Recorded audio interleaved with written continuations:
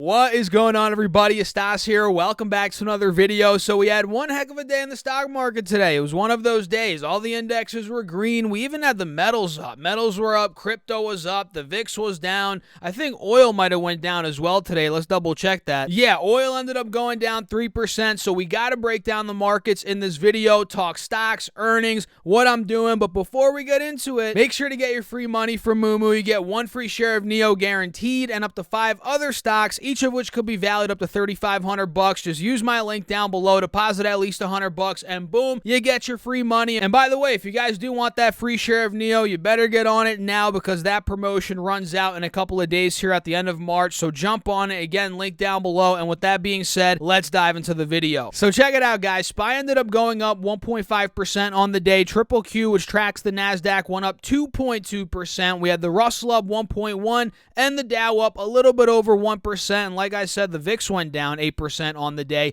and we had gold up 1.2% and silver up over 2.5%. So crazy day. Indexes all up, gold, silver up, crypto up, VIX down. Beautiful freaking day out there, guys. I'm loving it, right? I'm loving it. We made a lot of money today on paper, and I didn't lock any profits today, but I did take a trade, and we will talk a little bit about that in this video, but we kind of already talked about it earlier, but maybe I'll touch on it again in this video. So let's break down what's going on. SPY again went up 1.5% on the day, and look where we closed, guys. We closed over 450, which is great, and now we're testing the highs from, I believe, or not yesterday, maybe the day before. Yeah, check it out here, guys. The day before yesterday, which was what, Tuesday? I'm losing track of the days here, guys. On Tuesday, we hit about 450.4 right before the markets closed. And look at this, guys. The way we closed was ridiculous today. We started off power hour at about 447.80, and look at where we ended power hour. In just 1 hour's time, we went up 0.6%, and now after market hours, we're trading in the 450, high 450s, which means we actually took out the highs from 2 days ago, and obviously we took the highs out from yesterday. So the bulls are really gaining steam, and what did I say, guys? What did I say? If SPY were to take out the highs from 2 days ago, I'm thinking this goes up to 458. It's not going to happen tomorrow. It might not happen next week, but overall, that is where the next gap is. And that's where this bullish momentum, which clearly we're still looking pretty bullish here, that is where that could take us. You know, from 450 where we are now to about 458, meaning there's about 1.5 to about 2% more upside just to fill that gap. And if we break 458, the next gap to fill is up to about, let's see here, 475, which is pretty much right next to the near the all-time high, which means from here we could go up another 5%. Again, if we go up to 458, break that, and then go up to about 474, 475. So SPY is looking great. I'm loving it. Triple Q, let's pop it up and see what's going on. Triple Q went up 2.2% on the day, like I said, and clearly this one broke out of the highs from 2 days ago and from yesterday, and we went, I mean, this thing just went ballistic in power hour, guys. Take a look. On the intraday chart, you can see we started off power hour at about 356. It ran up to about 359, almost 360, which means it went up a whopping 0.9% in power hour. And now, like I said, we are breaking out of the high from 2 days ago and obviously the high from yesterday. Now the next gap that I'm looking at here on Triple Q is 370, or not 375. Actually, it could get to 375, but before we do get to that point, 373 more to be more precise with you guys, we might be going to 368, which at this point, 367, 368, it's only a stone's throw away. I mean, if we have another day or two of strong green in the markets, we're going to 368, no problem on Triple Q. So that's what I'm thinking there, guys. We're looking very bullish above both moving averages on both SPY and Triple Q on the 4-hour chart. We're seeing golden crosses. This is looking fantastic. And as always, guys, I'd love to know your thoughts. Drop me a comment down below. And if you haven't done so already, make sure to smash that like button and subscribe. It really helps me out in the YouTube algorithm. Just you simply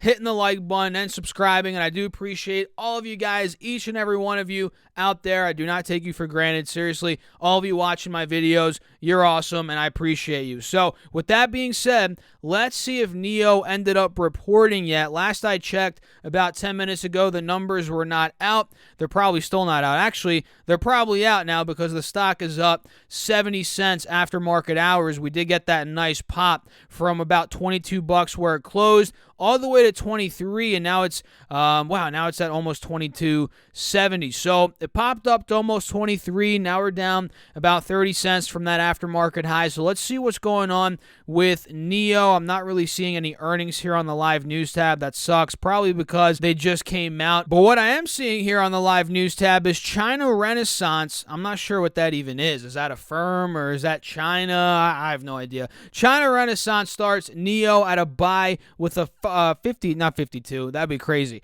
A $32 price target, which is fantastic. And I keep saying fantastic in this video. I think I was saying that a lot in the previous video as well. Give me a second here, guys. Let me see if I can pull up Twitter and see if they did put the numbers on Twitter, because you guys know Twitter is always the first to everything, right? So give me a second. Dang it, Twitter, I am not seeing it on there. Now we got to go to the investor relations page on NIO, their website. It's got to be there, right? The press release has got to be there. Let's see. Now I'm seeing this guy on Twitter that just popped up saying NIO is up 3.3%, which we just saw, and earnings release isn't out yet. So maybe we're just too early, guys. We'll just go with that. I think we're a bit too early here. Their earnings are not out yet, but I might make a video on them tomorrow. So if you haven't done so yet, subscribe so you do catch that video. I might do it. I'm thinking about it. So it's moving up.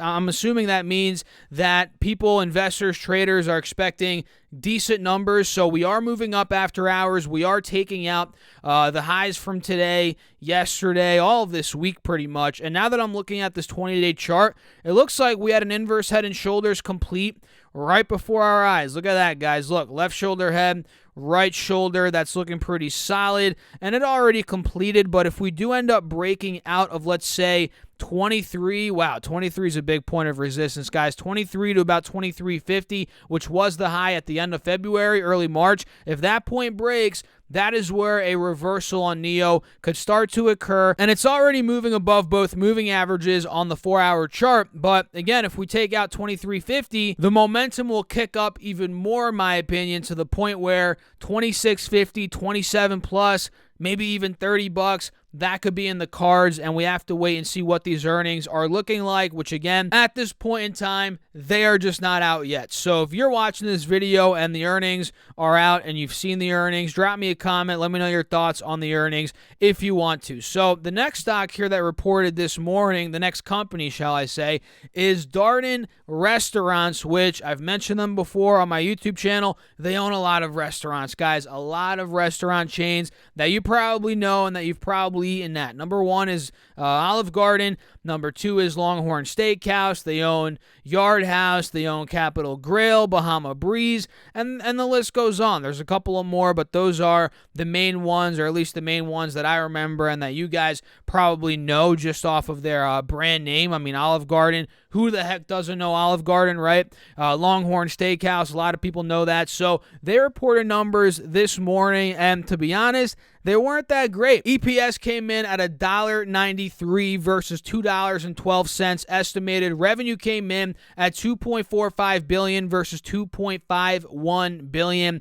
estimated. So double miss for Darden. But if you look a little bit deeper into their earnings and you look at the individual restaurants they own, some of them did pretty well. Q3 Olive Garden, same store or same restaurant sales were up about 30%, which is crazy. Longhorn Steakhouse sales were up over 31% year over year, which is great for the same restaurant sales. And they see full year 22 sales growth versus pre-COVID levels of 9 to 10%. So that pretty much means they're growing even though we went through COVID, now we're getting out of it. We're pretty much out of it. They're still growing versus the pre-COVID numbers. That's great, fantastic. The favorite word of the day, guys. That is fantastic, right? So not the best EPS and revenue metrics, but guidance is not bad. They see full year 22 sales, like I just said, growing versus pre-COVID. Olive Garden's doing well, Longhorn's doing well. So I personally have my alert set at $140. That's right by the 180 moving average on this 4-hour chart, and it's about, what is that? About $7-8 higher from where we are right now. So if we take out 140, this might start breaking out, and we'll see if we can play it from there. And that's kind of what I'm waiting for at this point in time. Another one that I'm looking at is EXPE, which is Expedia. This chart looks pretty good. Take a look at this, guys. We have, number one, an uptrending channel. Number two, we're riding that channel. We're above the moving averages as well. And number three, if I zoom in a bit here, you guys are going to notice an inverse head and shoulders. Check this out. We have the left shoulder right here, right? We got the head right here. And then we got, if this wants to freaking work, there we go. We got the right shoulder right here. Take a look at that. And today we bounced off the moving averages. Expedia went up 4.3%, and now we're testing the 195 resistance, which has been a sticking point for the past about 8 to 10 calendar days. So if we break out of 195, guys, I think that right shoulder is going to complete, or at least start to complete, which means this could end up going 210, 215, maybe even higher. I think it's going to shoot up towards the top of the channel. So I'm going to set my alert at 190, maybe at 190. Actually, might as well just put it at $200 a share. Mark is at or above 200. If we clear out of that point, that's where I really think bulls are going to start gaining some momentum. The next stock on the list is none other than Airbnb, ticker symbol ABNB. This one up over 4% on the day today, up over $6.50. And take a look, it's finally been reversing. I mean, it's finally starting to reverse, at least. It's not completely out of the woods, but the fact that we are seeing a move out of these moving averages, we're slowly, I'm not saying we're getting a golden cross quite yet, but we're well on our way. The 50 is trying to cross over the 180 SMA here, and I believe if we take out this channel, check this out. If we take out the resistance of this channel at about $175, now we're talking a move towards 190, maybe 200. It could be right around the corner. So I'm going to put my alert at $175, which again is right by the resistance of this downwards channel that Airbnb has been trading within ever since the middle of, when was that? The middle of November. So watch out for this to play out. It's been doing well, guys. Again, we had a 4% green day, but we're not quite yet out of the woods. And when we will get out of the woods, in my opinion, will be when we start getting out of 175 and towards $200 a share. And of course, if we're breaking $200 a share, Airbnb is fully out of the woods at that point, right? And check out Facebook here, guys. Facebook, well, let me say it right. It's Meta Platforms now. Meta Platforms. I keep calling it Facebook, but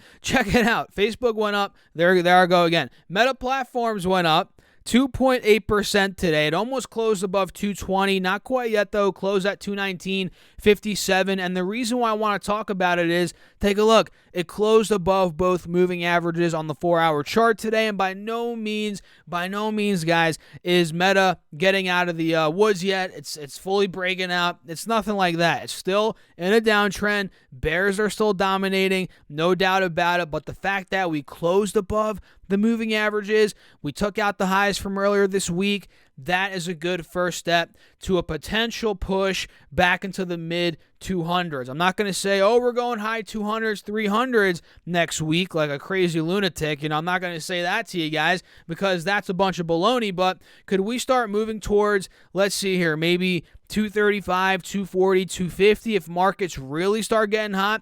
Maybe not 250. That's a bit stretched as well in the short term. But can we pop another 10, 15, $20 a share? Definitely possible, guys, with the way the markets are looking. And again, now that Meta's starting to move out of these moving averages, averages, that's a good sign. So keep your eyes on it. Ticker symbol FB. Another one that I'm looking at is DXCM, which we've talked about on this channel before. It's Dexcom. This one up 4.25% on the day. And let's point some things out here. Number one, we're holding above the moving averages. In fact, we broke out of both moving averages recently, which we were under them for a good 3 months since the middle of December. So that's a good sign. Number two, we're noticing an inverse head and shoulders. Let me show you this. We have the left shoulder right here. We got the head right here. It's not the best looking inverse head and shoulders, but nonetheless, it is an inverse head and shoulders. You guys see that there. And again, now we're breaking out of the moving averages. And on top of that, if you look on the longer time frames, let's say the 3-year chart, let's pop it up.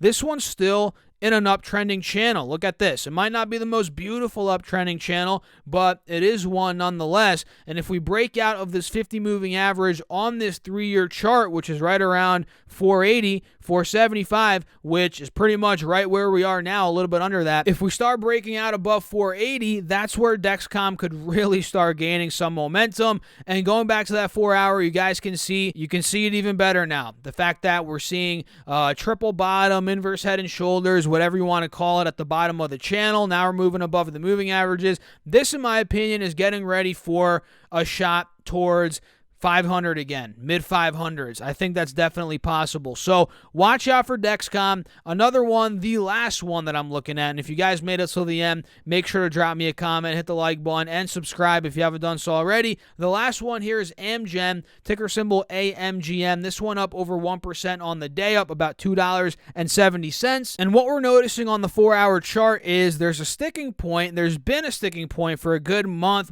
and a half at this point at about 240. You guys can see that's where we've struggled all week this week, earlier in the month of March, all throughout February, we struggled at about 240. And on top of that, we're making higher lows. We have been since the beginning of December. We hit 198. We hit about 215. We hit 225. Now we're holding above 235. So I'm thinking, if we see this ascending triangle play out, which based on what I'm seeing, that's what I'm seeing. It's an ascending triangle. If we take out 240, I'm going to put my alert right there right now.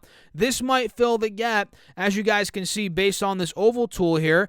It might go to 250. That's the next gap here. 250 being resistance from back in the middle of July, which means that $10 window here could yield us about a 4% profit. That's kind of the $10 window that I'm seeing here. So yeah, guys, keep an eye on Amgen. Keep your eyes on the other ones here: Neo, DRI, Expedia, Airbnb, Meta Platforms. And now that I just said Neo again, I just reminded myself, let's see if they reported earnings yet. Probably not. The numbers are probably not out yet. Yeah, I'm not seeing any numbers here. So I'm probably going to make a Neo video tomorrow. I'm not 100% positive that I'm going to, but I'm thinking about it. So yeah, let me know in the comments if you want me to make a Neo video. I will when those numbers come out. And if you all found value in this video, hit the like button, subscribe. Again, drop me a comment, and join my Patreon if you want all my buys, sells, call outs, morning videos, plus more. Everything I'm doing in real time, that's on Patreon, link down below. And don't forget to also get your free money from Moomoo. You get 1 free share of Neo guaranteed, which runs out at the end of March, so get on that. And on top of that, you get up to 5 other stocks, each of which could be valued up to $3,500. Just use that link down below, deposit at least $100, and boom, you get your free money. And with that being said, I'll catch you guys in the next video. Thanks for watching as always. Peace out.